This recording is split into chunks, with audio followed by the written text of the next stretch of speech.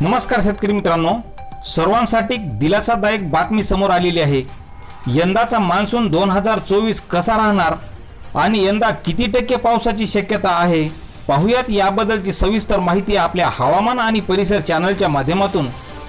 तर शेतकरी मित्रांनो, हवामान विभागाने वर्तवलेल्या अंदाजानुसार पुढील महिन्यापासूनच प्रशांत महासागरातील अल निनोचा प्रभाव कमी होऊन अशी स्थिती निर्माण होणार आहे की त्यामुळे सर्वत्र हवामानाची स्थिती ही न्यूट्रल होण्याची दाट शक्यता आहे।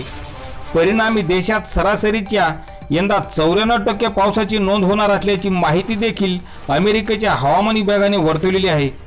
जगभरात जेव्हा जेव्हा अल निनोची स्थिती सामान्य राहते तेव्हा देशात चांगला पाऊस बघायला मिळत आहे। गेल्या वर्षाची आकडेवारी लक्षात घेतली तर मान्सूनच्या शेवटाला अल निनोचा प्रभाव आपल्याला अनुभवायला मिळाला। यामुळे देशात आणि राज्यात सरासरीपेक्षा कमी पावसाची नोंद झाली।